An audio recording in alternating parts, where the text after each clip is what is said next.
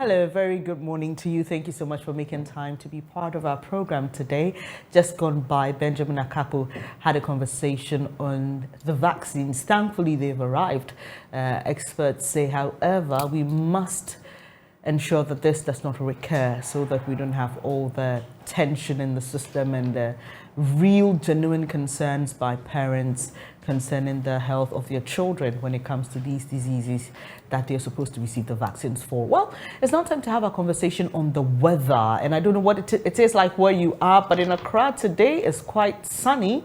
It's been, for me, the two opposites of extreme weather conditions here in Accra for the past 2 weeks. So when the sun is hot, it's burning hot. And when it's raining cats and dogs. This morning, to help us have a conversation and answer all your questions, because I know you have concerns, is Nana Kofi Opoku. He is Principal Meteorologist with the Ghana Meteorological Agency. Thank you so much for joining us this morning. Yeah, good morning, and good morning to your listeners. You're right. Or to your viewers. Great. So let me start off with the most recent one, where we had a lot of people raising concerns about what they felt was the inactiveness or lack of proactiveness from the meteorological agency with regards to the, was it a storm? Is it a storm? I can refer to it as a storm, yes. Right? Okay, the storm that came last week, I can't remember the day exactly though, but it was at dawn. And the thunder and lightning, I haven't seen anything like that before. Right. The lightning was right in my room. It was quite a scene. Intense, right. Quite intense. And many people were concerned that we had not received a warning from the Ghana Meteorological Agency. A day or two after, you did release a warning about rain that was going to come the night, one of the nights of last week, but that was not as intense as the one before. So why didn't we have that warning? Right. So again, good morning to your viewers. Normally, what we do is that we issue 3 forecasts in a day. The Ghana Meteorological Agency issues 3 forecasts in a day. The morning forecast, the afternoon forecast, the evening forecasts. Now, the warnings are issued as and when we get very close to the event occurring. That is when the one who is keeping watch over the atmospheric space notices that all things being equal, there is a very high percentage that the event is occurring. Sorry to interject. I mean, because I need to understand, because we see what happens in other parts of the world. I don't know if the scenarios are the same. So, for example, if there's going to be a cyclone or a hurricane, they're able to tell days before that we can see the eye of the storm forming is coming towards us. Prepare. Why does a person here in Ghana have to wait very close to the event before they tell us that the storm is going to hit us? So you see, that's why I was trying to explain. The weather forecast is issued on daily basis, sometimes weekly. As I sit here, I'll be able to tell you what will be happening around the weekend. Okay. But as the event gets closer, then there is more certainty to the event that is about to occur, whether it is dissipating, whether it is strengthening, the area or the line around which the storm is passing, it becomes much clearer.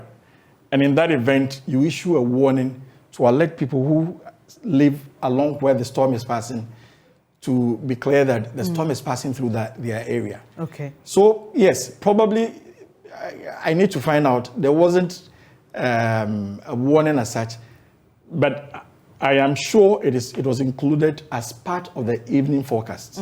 But you have admitted that that was intense. So with the intensity, and I'm sure you can pick all those signs in your study of the weather, you can tell that this is going to be quite an unusual one.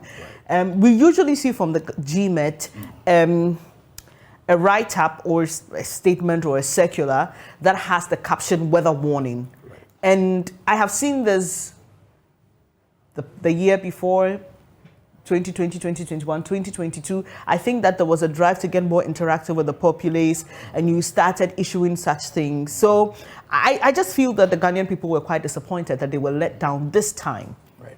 So to be honest with you, what would have to happen is that people would have to follow the forecast through.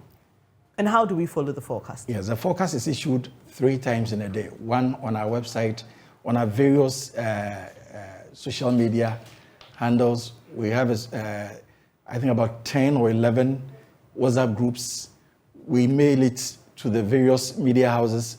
We have major stakeholders, NADMO, the military, the Ghana police, major stakeholders we work with. We mail this forecast to them 3 times in a day. In the mornings, we issue the forecast. In the afternoons, we update the morning forecast and issue a forecast for the evening. In the evening or in the night, we update the afternoon forecast, and we also give forecast for the following morning. So if you follow through the forecast, obviously you will capture the event that is likely to happen in your area. The warning is just to alert you that, yes, we are confirming with certainty that the event that we forecasted is that to suggest that because we did not see the warnings that we had seen previously, you were not as certain if this was going to be? No, you see, truth is you need to use the forecast to plan. Okay. So if I tell you even there is a 60% chance of an event occurring, it behoves on you to plan with it. Okay. Why don't you have an app? Why doesn't GMET have an app? Because you see, I mean, you talk about websites, Facebook. I mean, those are laudable. We appreciate that. But there are many apps on social media that you can easily download on your phone, whether it's the Google Play Store or the iOS App Store. Right. And then even without necessarily going, you can receive an alert on your phone when you wake up in the morning. So why don't we have an app? It's 21st century. That is a vision. That is where we want to go. What is delaying? What is delaying is that money? Yes, let me say the infrastructure. Okay. You need to have the infrastructure to be able to support such a development.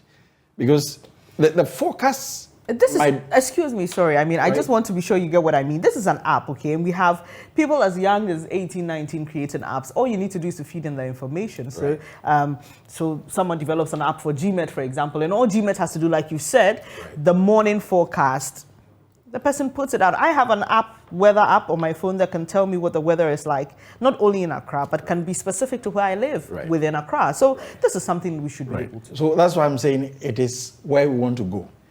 But at the moment, you need the infrastructure. You need to get your artificial intelligence and the underlying internet and things that support the particular structure in place. Okay. So that at any location that you find yourself, you can easily just click on the app and you will get whatever the weather will be for that particular place. Unfortunately, as it is now, we don't have it.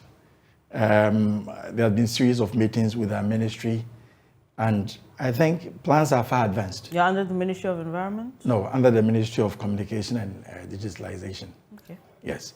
So we are liaising also with the NCA to see how best we'll be able to get this one. And not only that, because what you are alluding to is very important, but there are people also within different areas in the country, some in the hinterlands, who might not be able to access what we're talking about. Yeah. We need to be able to reach them probably through the voice note in their own local languages. All these things are plans, all these things are being worked on. There is a certain app that we are coming up with, which will be able to record or pre-record events that will be occurring in different zones of the country. And this one, anyone who subscribes to that particular short code will be able to get what will be happening in the morning, in the afternoon, in the evening, various updates, so that at least people across the country would be able to access the weather information. So yes, I agree with you. We need to do more, and we are working on our own to make sure that this comes to fruition. Do you have a similar situation with the agency that records seismic data in Ghana? I remember the last time we felt a tremor, there were issues about the kind of equipment we have and how they're able to pick up these signals as soon as we would want them to. Does the GMET have that issue? Are your equipment up to date? Look, I can assure you that even the most sophisticated forecast centers still needs to improve whatever equipment they use. Are your equipment up to date? So yes, we have equipment that we're able to use to forecast what is happening, but we need to get more. What is the estimated period within which you can study the weather? Because you mentioned earlier that you could tell, for example, the entire week, what it's going to look like? Obviously, this is subject to change because of this is nature, and you have to keep studying it. Something happening somewhere else may alter the readings and blah blah blah. So, but what is the estimated time frame you can give yourself to say we can fairly study the weather within and capture it within this time frame?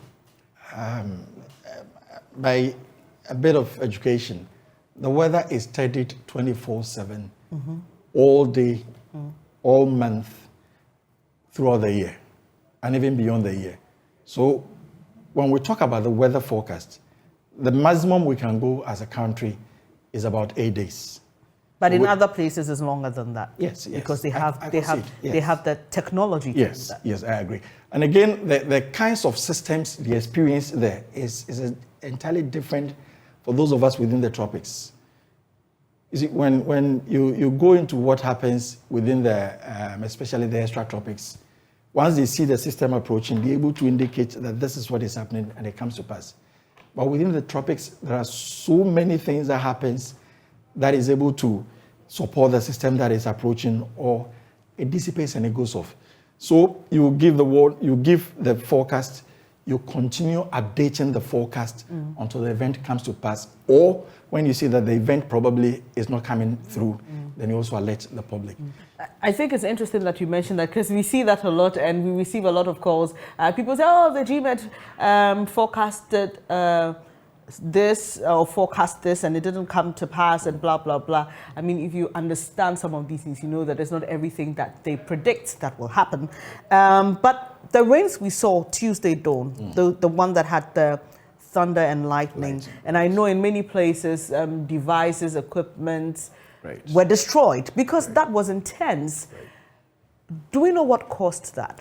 Because sometimes you're able to tell where the winds are coming from, what is happening elsewhere that is leading on to that storm. What exactly caused it? Right. So before I explain what really caused it, I want our viewers to understand that from this time, March, moving through to June, first 2 weeks of July, we are entering the rainy season of Ghana, what is known as the monsoon for West Africa, the rainy season of Ghana. So these events are not unusual. These are events that have been occurring in the past. So that is the first thing that I want us to understand. Between this period up to June, getting to the second week of July, it's things that we'll be experiencing. Now, you realize that there are three key things that brings about rainfall. What is happening in the atmosphere, the winds that is moving the systems, what is happening on the ground, and what is happening over the oceans. These three things come together to support whatever activity or whatever rainfall or activity that we are expecting. Yes, so we had strong winds propagating from the east towards us. We had very low pressure conditions around the country. And low pressure conditions are areas where the winds are very weak. So when you have any system that is coming with strong winds, it tends to feed into these low pressure systems. And once it's getting into these low pressure systems, and there are a lot of moisture feeding the system that is coming into place, then obviously condensation can take place in the clouds and it will come down as rain. This is exactly what happened. And just as I've said, once we are around this particular place, from March onwards going, we are approaching the season, the major season of the southern part of Ghana, and these events shouldn't be surprising to anyone at all. Interesting. So you've spoken about what we should look forward to. So basically the answer to my question is that you're able to, within 8 days, you can tell us what is happening and what we should prepare ourselves for, blah, blah, blah. All right. But you're having the GMET Month. Exactly. I see your shirt, Meteorological Awareness Month 2023. Right. Why is this important and what exactly are you going to be doing? Great. So the Meteorological Awareness Month is very important because meteorology fits into so many spaces of the country's, the various sectors of the economy. Unfortunately, we've not been able to highlight it that much. During the recent COP27 in Egypt, the WMO, the World Meteorological Organization, came together with all the national meteorological and hydrological services, especially those of us within the sub-Saharan African areas, to bring to the fore issues that affect us vis-a-vis the weather and climate. Would you believe that by a World Bank report states that in 2015, that infamous incident, rainfall incident that happened around the Odona area, cost the economy of Ghana about $100 million. Yes, about 53,000 people were impacted by this condition. So we think it is important that we need to bring issues of the weather and climate to the fore, that people will understand how it affects them. Now, so many aspects of our lives are impacted by the weather, from what you wear, what you eat, the daily accumulation of things due to the impurity of the air, all these things, and even the food that we eat, food security issues, all these things can be affected by the weather. But in times past, we've been a bit laid back. We've not been able to be proactive, just as you mentioned. But this month, going forward, we've decided that we want to bring the issues to the fore. So March is your Meteo Awareness Month. Originally, the 23rd of March every day is supposed to be... Every year, sorry.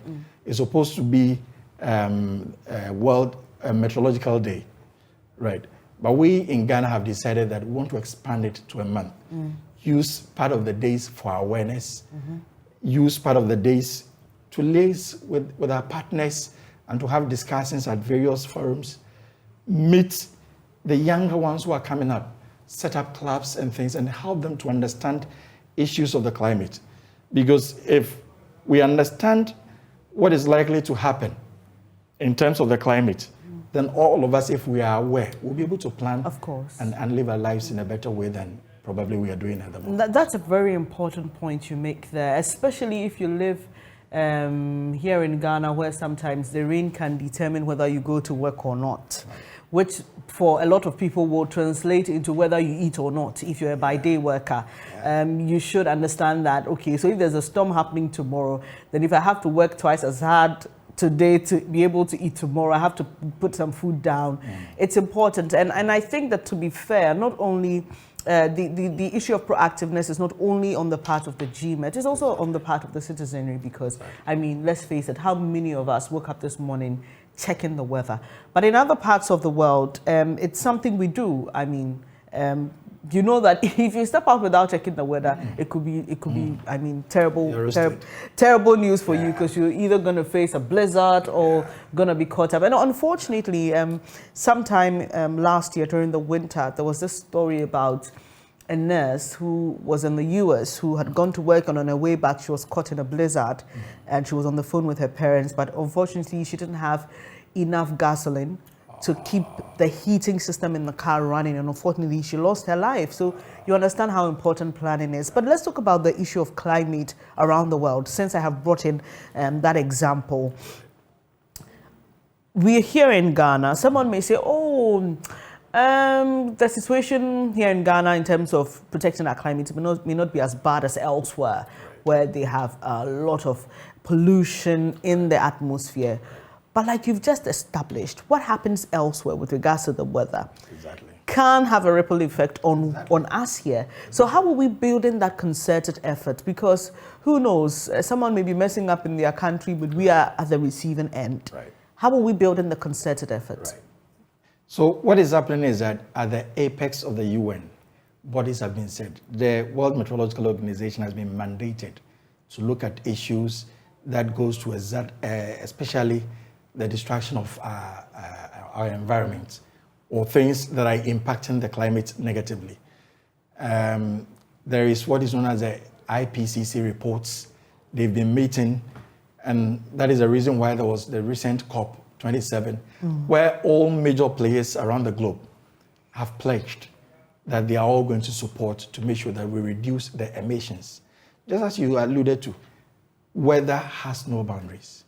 So whatever is happening elsewhere might have its trickling effects affecting those of us who are here. Probably they might have systems that are robust enough to be able to adapt to whatever changes are taking place. But what about those of us who are here? our health system, is it that robust to be able to accommodate these things? Our farming techniques and things, is it that strong enough to be able to adapt to the changing things that are happening? It is important the major players play their part. They come together to reduce the carbon emissions. It is also important for us also to play our role so that we don't fall into the trap where if the climate is changing, our own actions would also cause us to suffer more.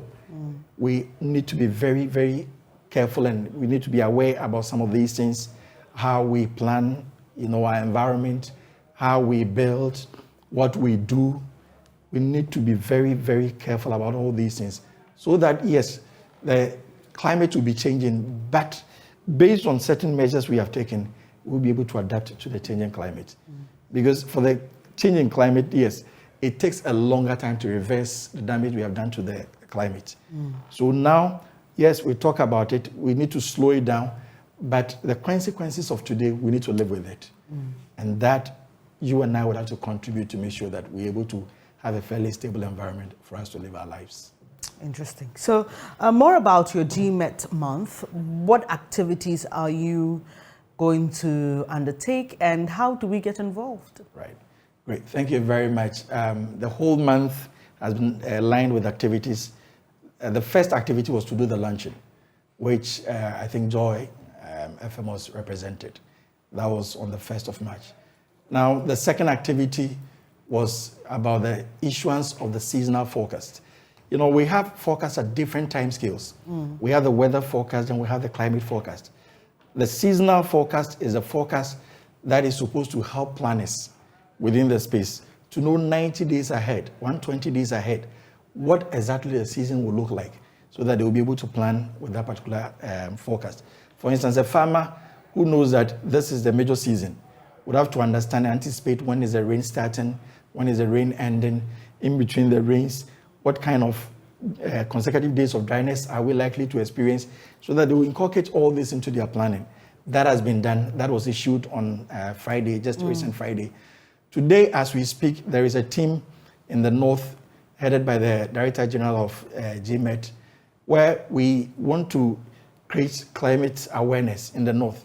We've selected about 17 second cycle institutions in the north where we are going to form climate clubs with these secondary schools. We want to take the message and the information to them so that they'll become ambassadors for the climate issues that we are talking about. Then on the 23rd day of March, which actually happens to be the World Meteorological Day. Okay, 23rd of March. On the 23rd day of March, yes. On that day, we are launching what is known as a National Framework for Climate, Weather, Water Services. We mostly restrict ourselves to just climate, but water issues, weather issues, all have dire consequences on whatever we do. We have seen that there is no framework that regulates this space in the country. We are mandated by our act to be the regulator, and therefore, supported by ECOWAS, we've been able to create this framework, and it will be launched on that day. And again, we're also launching Metrological Society. When you go to other advanced countries, they have the professional body that is known as the Metrological Societies, where we self-regulate, where we improve, we write professional exams, so that anybody who will be practicing meteorology here in Ghana will be a true professional, so that at least we'll be able to feed the public what exactly will help them, to improve on whatever they are doing. Then after that, there will be a thanks given. So we invite the media to come on board. The multimedia brand is a huge brand, and we're expecting that you will support us in all the endeavors that we are taking, especially on the 23rd. Right. Which is the launch of the National Framework for Climate, Weather, Water. Exactly. And services. And okay, climate, weather, water services. Exactly. Okay, all right. Just before I let you go, I'm just also a bit curious on the study of meteorology in Ghana. How advanced is it? I would say it's advanced. Until I think 2007 thereabout, all of us who did metrology had to do a first degree in the mathematical sciences, physics, mathematics, or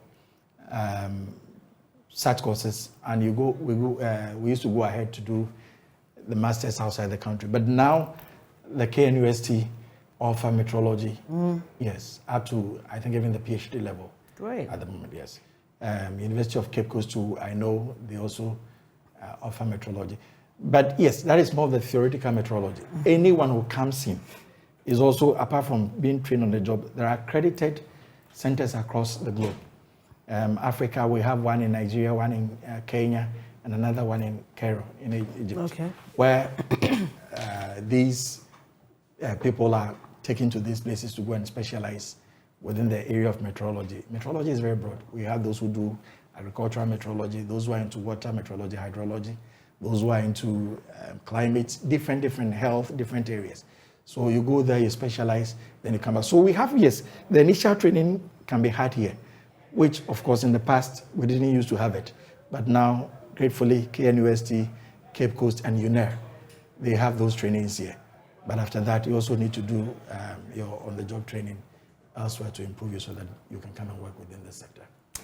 Right. I'm grateful that you could make time to join us this morning. Nana Kofi Opoku is a principal meteorologist with the Ghana Meteorological Agency. And today we've been talking about the weather, what to expect. So Nana says, look, as you know, March, April, May, June, yeah, those are the periods of intense rain here in Ghana. So you just need to be alert, okay? And it's interesting, just like fire, water can be a good friend and a dangerous enemy, because I know that for a lot of you, when the sun is scorching, you're literally asking God, oh, please send us some rain to cool the atmosphere. But when it is more than you expect or your systems can handle, then it begins to get problematic. So let's just be alert. You can follow the Ghana Meteorological Agency on Facebook. Yes. They put out the weather forecast there. It will be easier on the eye. You know why? Because you see, usually the